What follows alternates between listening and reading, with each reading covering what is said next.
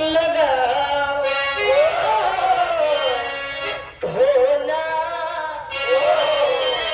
सका जो स्वयं से कभी भी वही ख्वाहिश तुम नयन पर बढ़ाओ छीनो न बचपन ये अल्हड़ी लड़कपन सुंदर तम जीवन के पलना गवाओ अरे सुंदरी की इच्छा करो खुद से इच्छा परीक्षा में बचपन को लेना गवाओ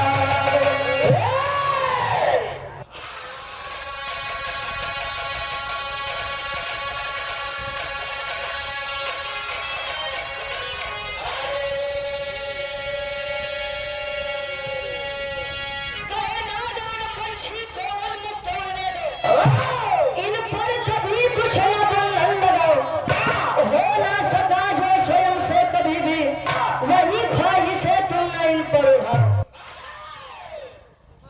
कहा जाता है डॉक्टर बी आर अम्बेडकर जी ने कहा था कि शिक्षा उस शेरनी का दूध है जिसने पिया है उसने दहाड़ा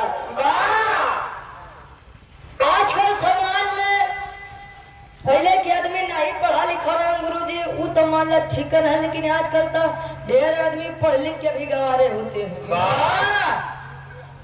जितना किताब में लिखा बा खाली उतने रट ले अब और करे आगे ज्ञान होता है। पहले के आदमी पढ़ा लिखा कम रहा लेकिन संस्कार के स्तर उनके अंदर उच्च रहे पहले के आदमी जब 5 हुआ गुरु जी तो एकदम निहुर के एकदम पैर छुआ आजकल तक तो पैर छुआई तो घुटना तक यहाँ के बढ़ता कुछ लोग ऊपर से मार के चल देते हैं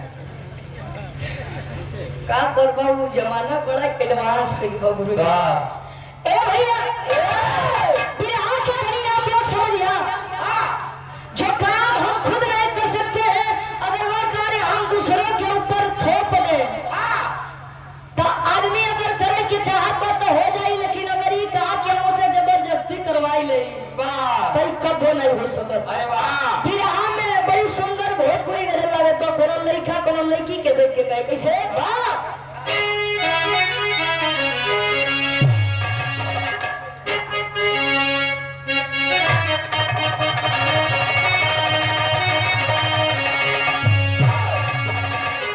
अखिया लड़ल गजब से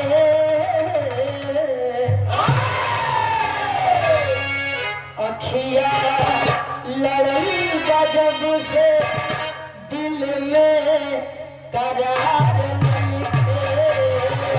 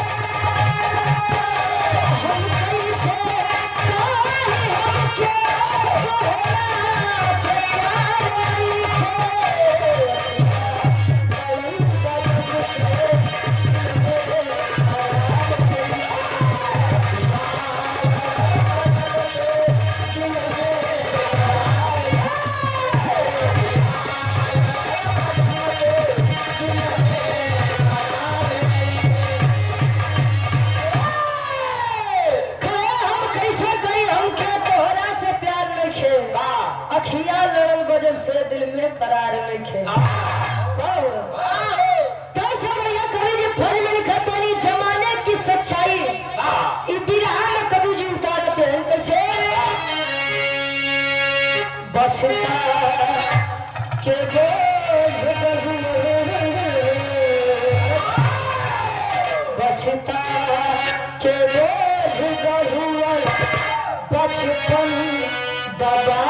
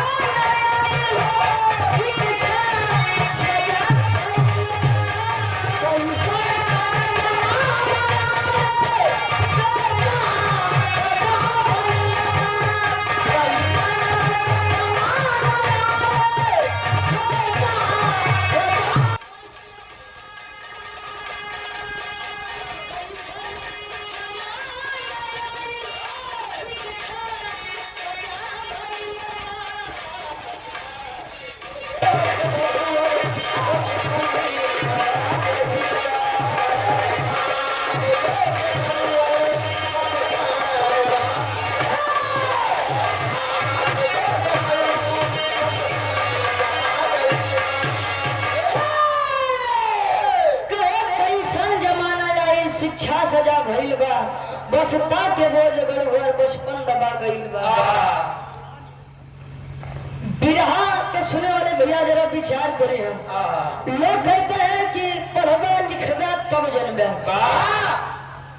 पढ़ा लिखा ठीक बा लेकिन अगर पढ़ाई के ही अगर बोझ के तरह दबाई दे ते आजकल लड़का और घर परिवार कोनो चीज के शिकार होते हैं। बिरहा में हम सिद्ध करत कहानी क्या करबा कैसे बस शुरुआत बा कैसे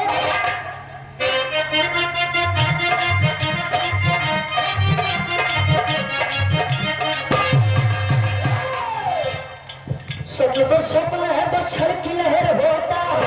स्वप्न तो स्वप्न है छड़ की लहर होता है। अभी उम्मीद लगाना भी जहर होता है।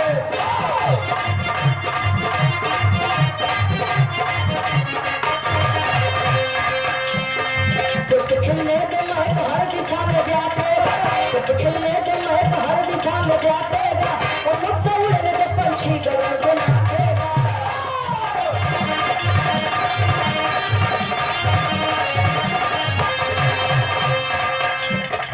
बचपन से ही की उम्मीद अति बढ़ाते हो। बचपन से ही की उम्मीद अति दबाते हो। किशोर को भारी जोर से दबाते हो।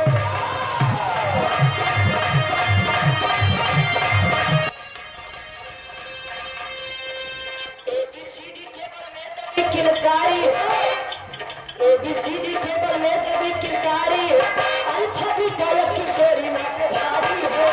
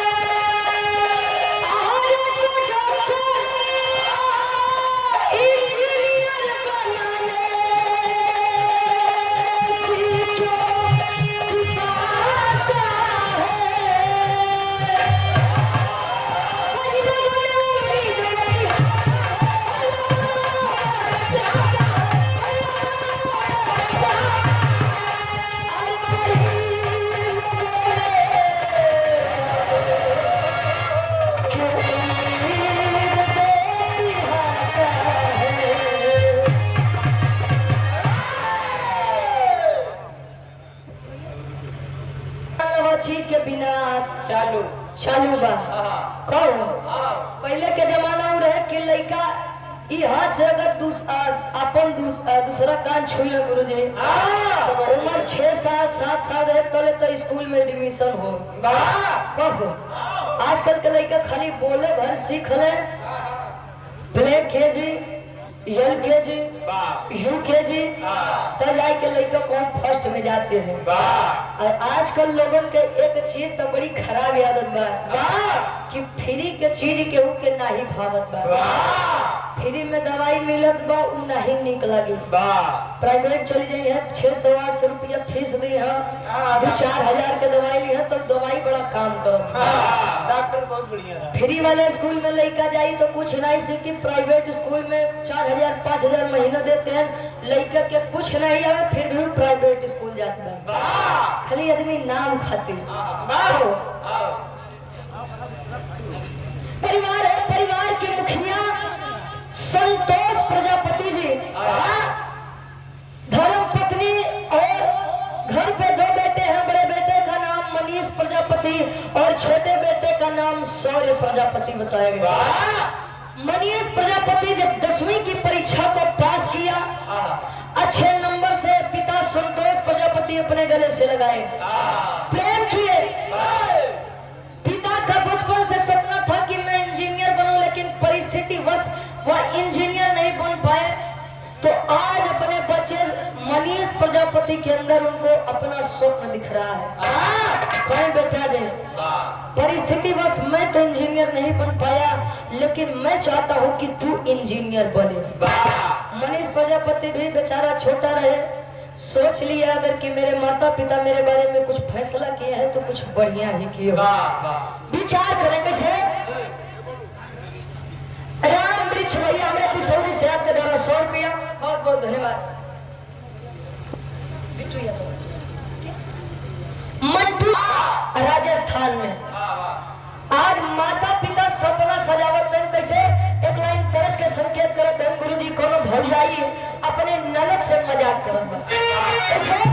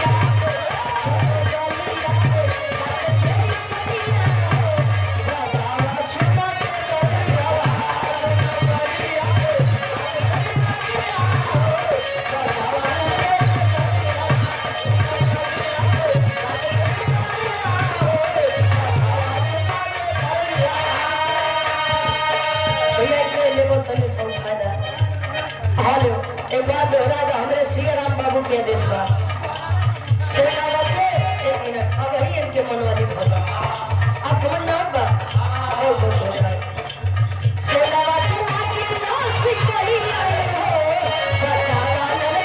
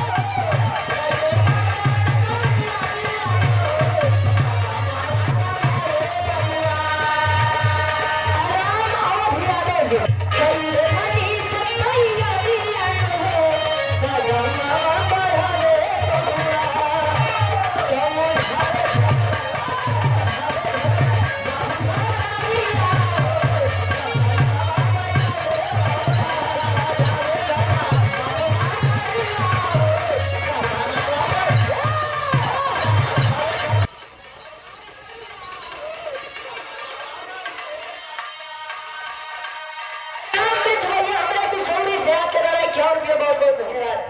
ट्रेन पे हमारे बड़का भैया रोशन गुप्ता जी, जिग्नेश प्रजापति, बेटा मनीष प्रजापति, छोटा बेटा सौर प्रजापति, धर्म पत्नी बैठल बा।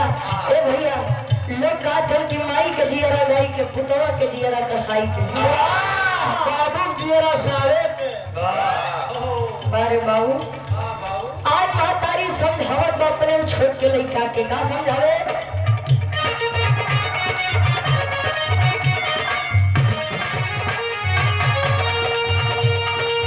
ध्यान दे के पढ़िया तमी के जना बनई है।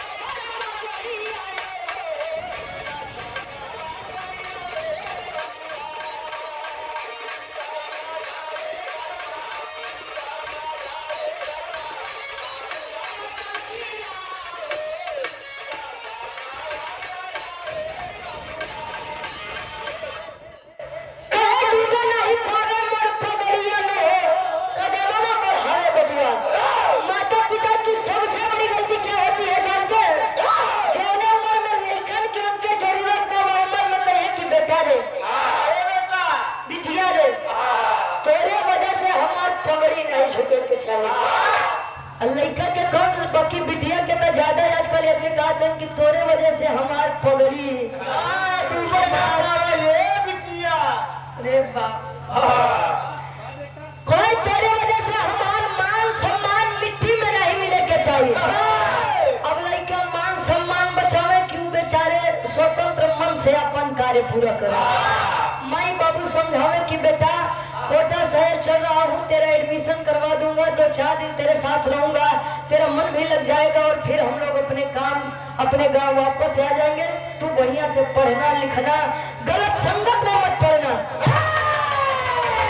और बेटा रे तनी मांस मछली मदिरा से तनी दूर रहे बेटा। बारू बाबू थोड़ी जैसा अगर जेके बात मिल जाए तो कर जिंदगी चलो। ए भैया महतारी बाबू समझावत है, चल दिए एडमिशन करवाए। एडमिशन जब करवाए तो इंजीनियरिंग करने के लिए पहले जेई क्वालिफाई करना पड़ता है और कोचिंग के एक नियम रहे कि हर हफ्ता कम से कम 3 बार टेस्ट होखे। अब 3 बार जब टेस्ट होते हैं, लड़का मनीष प्रजापति के जवन एक प्राप्त नंबर आवे के चाहिए, वो नंबर नहीं आवे। जितने भी शिक्षक हैं मनीष प्रजापति को बोले कि बेटा देख, तुझसे या इंजीनियरिंग नहीं हो पाएगी, इंजीनियरिंग करने के लिए जेई क्वालिफाई करना पड़ता है। और मेरे हिसाब से जिस तरह तेरे नंबर आते हैं उस हिसाब से मुझे तो नहीं लगता तू कभी पास होगा। सोचिए, टीचर को भी मान सम्मान बढ़ाना चाहिए, हौसला बढ़ाना चाहिए, वो भी बच्चे का हौसला गिरा रहे हैं। लगावत है फोन, आज कोटा शहर से फोन आऊगा, कहाँ? आजमगढ़ अराजीबाग में।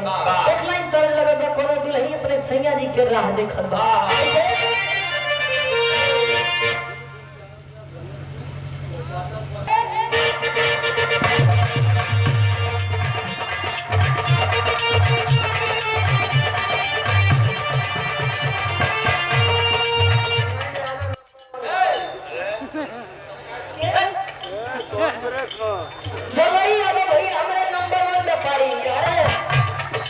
अंगे अंगे मदमा तल चाहिए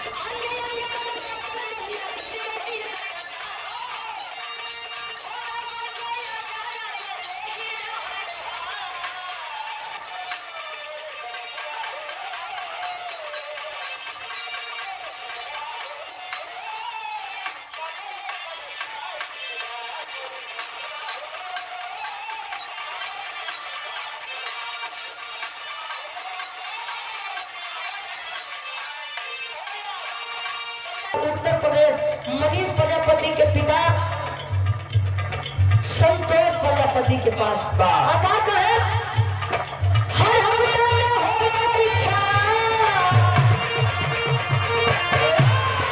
हर हमने हो इच्छा भारी पर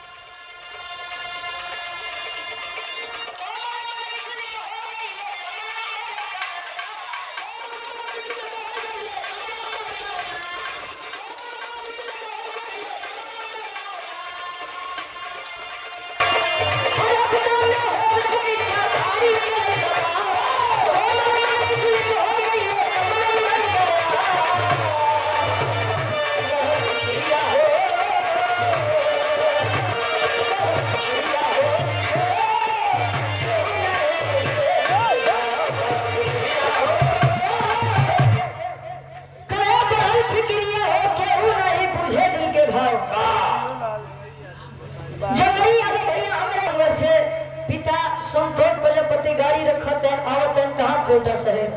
अरे कोटा शहर आवे तो शिक्षक को समझावते हैं कि भाई संतोष ये आपका बेटा मनीष प्रजापति इसका मन पढ़ाई लिखाई में नहीं लगेगा।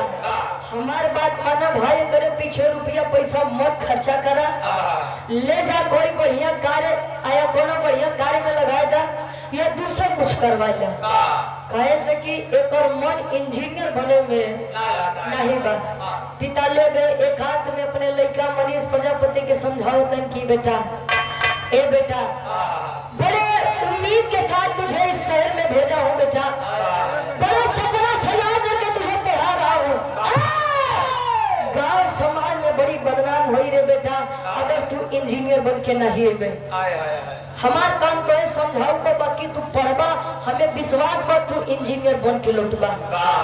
इतनी बतिया समझाई के आज मनीष प्रजापति के लेके चले हैं स्टेशन की तरफ।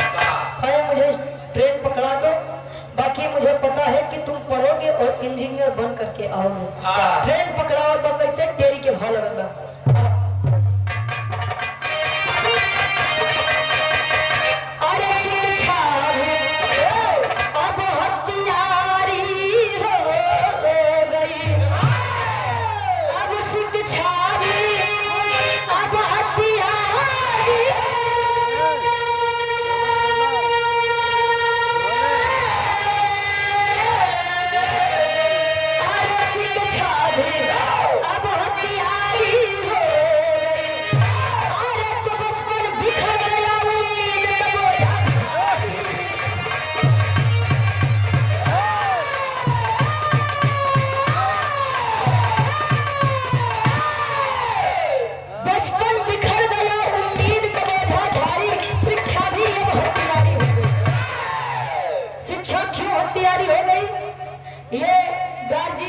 होते हैं कुछ आदमी आज अपने लड़कन के नहीं समझिए, जब लड़का ये दुनिया छोड़ दिया कहिए कि अगर तू पहले हमके बतौते तो शायद आज ते हमारे बीच में होते। ए भैया ए बड़ी बतिया समझाई के संतोष प्रजापति स्टेशन से ट्रेन पकड़ते हैं और चले हैं फिर से कोटा से आजमगढ़ की तरफ। लड़का आया है अपने हॉस्टल के कमरे में, जैसे जैसे शाम होके लड़का और साथ से घिरता हेलो इनके हाथ से हटा हो रखते भाई तुहार गर्मी निकल जाएगी। जमीन से होगा नहीं छोड़ो थे रंगदारी करें उनके खाते के बटा तो बेवकूफ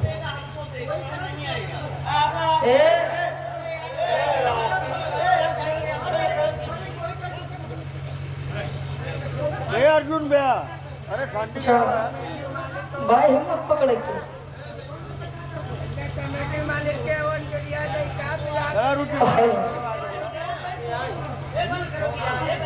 थोड़ा ज्यादा पैसा कर मत हल्ला मत करा।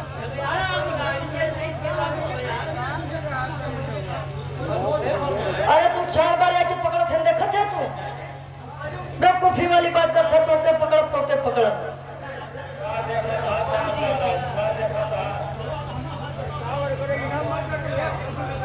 हम दे भैया इनाम मत दे।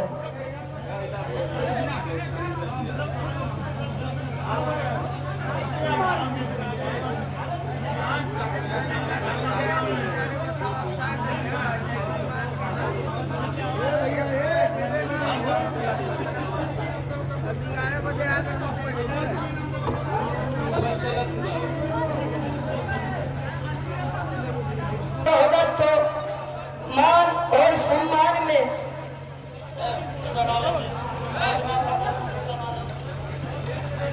पता कोचिंग तक पहुंचा और कोचिंग तक जब पहुंचा, अरे यार काहे बेमजा कैलो वजह मडे बिरहा के डजिया वो ऐसे ने हमारे भारत देश के विकास होता है।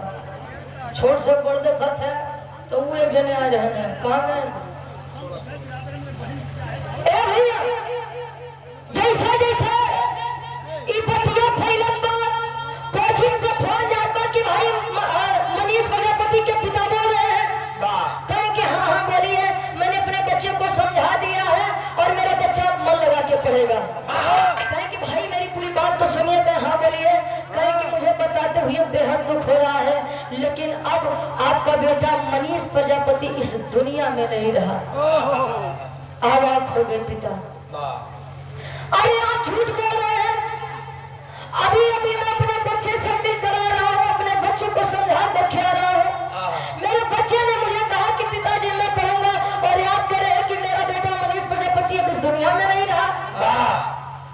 आप गलत पते पर फोन लगाए हैं। विद्यालय के कुल शिक्षक समझावत हैं कि संतोष प्रजापति भाई मैं आपकी भावना को समझ सकता हूँ, लेकिन यही सत्य है आपका बेटा मनीष अब इस दुनिया में नहीं रहा। आए है बाबू, आधी दूर ही पहुंचे थे पिता, फिर से आज कोटा राजस्थान के लिए रवाना हुए हैं। और जब कोटा राजस्थान के लिए रवाना हुए, बच्चे की लाश पड़ी है। अजाई के लइकवा के लाश के पास पहुंच करके सीने से लगा करके संतोष प्रजापति अपने लइकवा के लसिया से एक बात कहा, एक लाइन संकेत करते हैं कवि जी।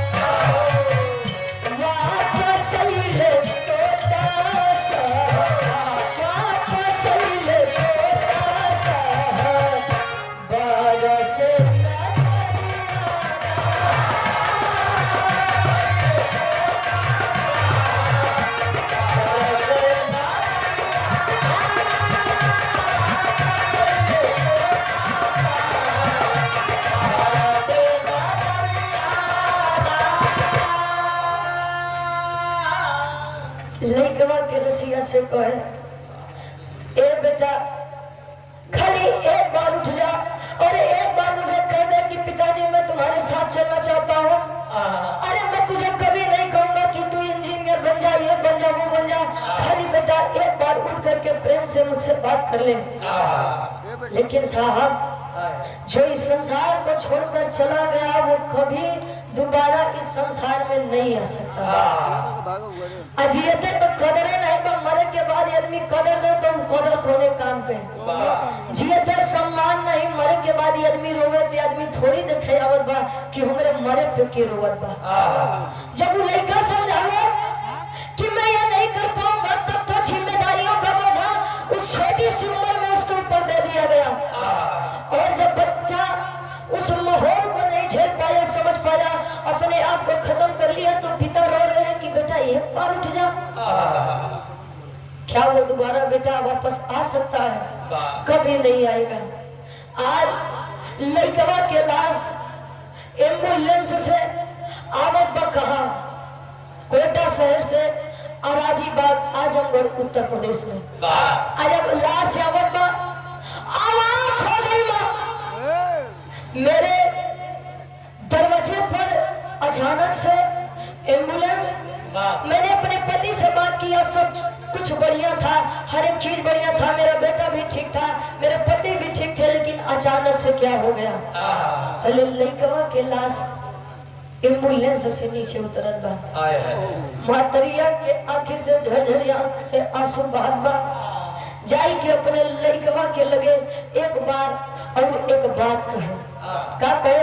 आखिरी भावा, हृदय यादव भैया हमरे बिसौरी से 100 रुपया बहुत बहुत धन्यवाद। सुधीर राम यादव जी, भैया लाल यादव जी की तरफ से आप गार्जियन जी के द्वारा 500 रुपया बहुत बहुत धन्यवाद। मातरिया जाई के रोवत देखिए बचवा, ए बेटा, अरे छोटा भाई तेरा शोर यहाँ पर है ना बेटा, मैं आखिर मुझसे कौन सी ऐसी गलती हो गई रे बेटा, जो एक बार तूने अपनी माँ का मुंह नहीं देखा, इतना बड़ा कदम उठाने से पहले अपने छोटे बेटे का मुंह नहीं देखा, छोटे भाई का मुंह नहीं देखा, अपने लाचार पिता का मुंह नहीं देखा। मातारी उल्लसिया से एक बात कहे, का कहे? रो रो के। अब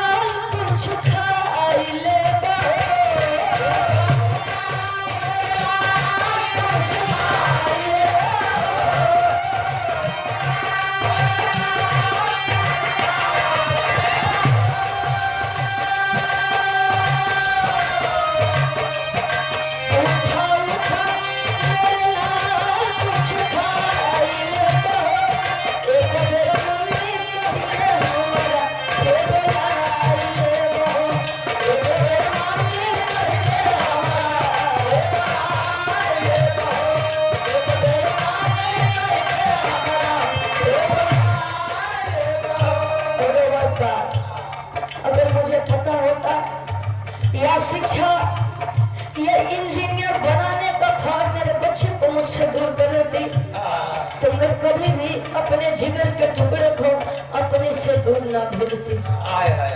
कहे जाए ले शिक्षा लाए हम नहीं जाने,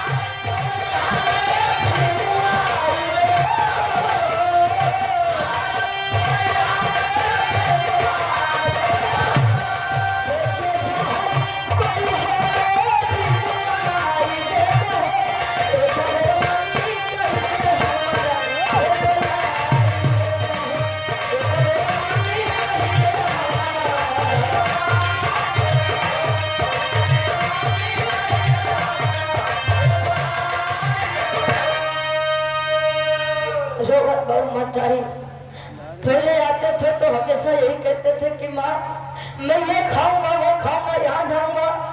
अपने छोटे भाई के साथ खेलते थे कूदते थे हंसते थे बोलते थे बेटा अरे एक बात तू कहता अपनी माँ से तो तेरी माँ तुझे इस मौत के साए से खींच के लेकर चली आती। उल्लसिया के सामने से का होई रोए से भैया अब पछताने होत का जब चिड़िया चुग गई खेल। जिस चीज का शिकार संतोष प्रजापति का पूरा परिवार हुआ था उस चीज के शिकार आप भी हो सकते हैं हम भी हो सकते हैं। क्योंकि जीवन में जो कार्य प्रेम से कराया जा सकता है वो कभी भी किसी के ऊपर जिम्मेदारी थोपने से मार के पीट के नहीं करवाया जा सकता है। हम इतने कहा कि जौन भी करा सोच विचार के करा। समाज की परवाह तब करिएगा जब समाज आपको 2 टाइम की रोटी और बढ़िया कपड़ा दे दे। आपका कपड़ा फटा है तो पड़ोसी यही देखेगा कि तनी सहयोग फाटी जाते तो हम बढ़िया से कर तमाशा देखे। आप भूखे सोते हैं पड़ोसी बड़े सुकून से रहेगा, अंधकार में रहेंगे पड़ोसी बड़े सुकून से रहेगा। लेकिन घरे खाली एक दिन बड़को हाइलोजन लगवाई लिया पड़ोसी तुरंत देखे लगी अरे यार करे बड़को हाइलोजन लगा कैसे। आजकल लोग अपने दुख से ज्यादा दूसरों के सुख से परेशान है। भैया लाल बीडी सिंह आप गार्जियन जी के द्वारा 100 रुपया बहुत बहुत धन्यवाद। छोटा भाई सौर्य रो रहा है, माँ रो रही है, पिता संतोष रो रहे हैं, पूरा परिवार रो रहा है। पहले के शिक्षा और आज के शिक्षा में अंतर का बा कवि जी पापड़ के भाव में बताते हैं। राम वृक्ष बाबू हमरे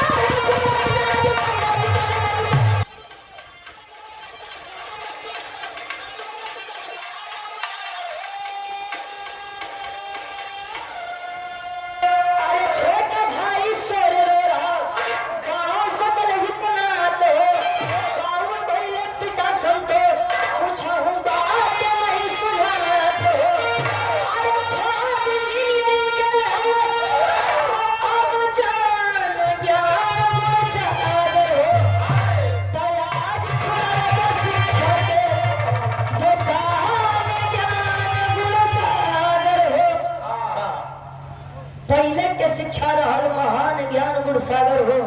आज खुलल बा शिक्षा के दुकान ज्ञान गुण सागर हो। शिक्षा का मतलब क्या होता है? खाली पढ़ लिखला नौकरी कैला बस यही शिक्षा का मायने होता है। जरूरी नहीं है कि शिक्षा लेने के बाद इंसान इंजीनियर बने, डॉक्टर बने, बड़ा से बड़ा अधिकारी बने। शिक्षा लेने के बाद इंसान अपने समाज के लिए खड़ा हो जाए, इंसान लोगों के बीच में जा करके जागरूकता कायम करने लगे, वो होता है असली शिक्षा का महत्व। Doctor B.R. अम्बेडकर साहब जी अगर चाहते गुरु जी तो उन्होंने बढ़िया से पोस्ट पर जॉब करते, नौकरी करते, बढ़िया रुपया पैसा धन दौलत बनाए के तभी संसार से जाते हैं। फिर भी वो जागे इसलिए कि आने वाला समाज हमारा चैन की नींद सो सके। सोवत तो वहाँ सो और इस सोई यहाँ तो हम तक लागत जल्दी जगबो न करे। हाँ भैया हो आजकल तक आदमी 8-9 में पढ़ता है तो नशा करे के इतना बढ़िया गुरुजी फैशन चल के बाद लड़कियां दारू पिए चाहिए ना, लेकिन एकाध बियर उनके जरूर चाहिए। एक जने हमारे शादी भी आए, घरे के बगली रहे शादी से लोग तो कहन का यार सदिया में मजा आए कि नहीं, कहन चो मारा राजू दिमाग खराब हो गया काहे बदे, कहन बस एक पैक और मिल होता विश्वास माना जो नी शर्ट उज्जर कलर के बाद सारे करिए के लौटे उम्र ज्यादा से ज्यादा 14 साल या 15 साल रही तो ऐसे में समाज के विकास हो कब भैया। शिक्षा पहले के समय में लोग पैदल जाए, बढ़िया से जमीन पर बैठ के शिक्षा ग्रहण करें। आजकल तो घरे घरे तक 10 रुपये आवत बल लड़का के ले जात बल लेके आवत बल छोड़े बदे टाट बोली नहीं। आजकल तो डेस्क चली बा कि लड़का बैठ के प्रेम से पढ़े कहो गुरुजी स्कूले में 6 घंटा पढ़ाते हैं नहीं समझ में आता है, खाली 1 घंटा के कोचिंग चल जाते हैं तो जान लो उनके सब ज्ञान आ जाता है। कोचिंग पढ़े के भी एक बड़ा दस्तूर चल गया। कोरोना काल में लड़का मोबाइल में कहें बाबू ऑनलाइन क्लासेस चले वाली को बड़ा मोबाइल खरीद दे। पिताजी सोचे कि लड़का हमारा बर्बाद न होके या से मोबाइल दिया दे। लड़का पढ़े कम लेकिन पबजी और फ्री फायर ज्यादा खेले। कब भैया ये आप लोग साक्षी है प्रमाण है। आखिरी भाव खरी के भाव में कवि जी लिखते हैं आप लोग अंदाजिया झक्के भी अगर ये बिरहा से हमने 2-4-6 बाबू लोग जाग जाए तो बिरहा गावे के मतलब सफल हो जाएगी। खाली एक के निवेदन बा कि लड़का जौने क्षेत्र में जाए चाहत बा के जायदा कोनो क्षेत्र नहीं खराब होता। 2-4 दिन मिलकर के खराब कर देते हैं, बाकी क्षेत्र कोनो खराब नहीं बा। आखिरी भाव खरी के भाव में कवि जी लिखा है से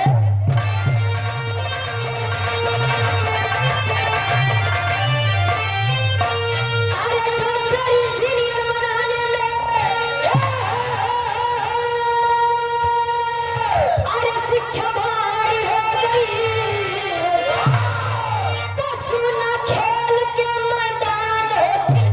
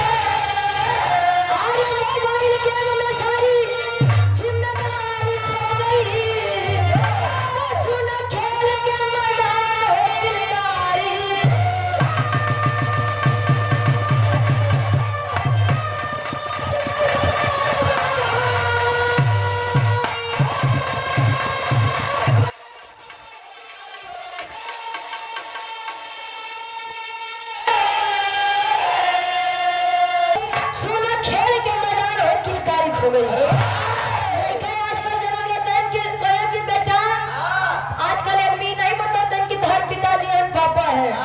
बेटा डैडी बोलो डैडी डैड बोलो अब तो हद होगी बट डैडी नहीं डैड बोलो। डेट कर दो इनका। अरे उनके मारा मत डैड। मम्मी के मॉम बोलो। और आजकल चाचा नहीं आजकल लड़का के बताते हैं बेटा चाचू चाचू बोलो। अंकल बोलो। लड़का आजकल बोले कौन सिखाते हैं लेकिन अंग्रेजी पहले बोले सिखाते हैं ABCD। हिंदी में कुछ पूछ रहा था हिंदी कम लेकिन आजकल लड़का अंग्रेजी बड़ा बोलते हैं भाई।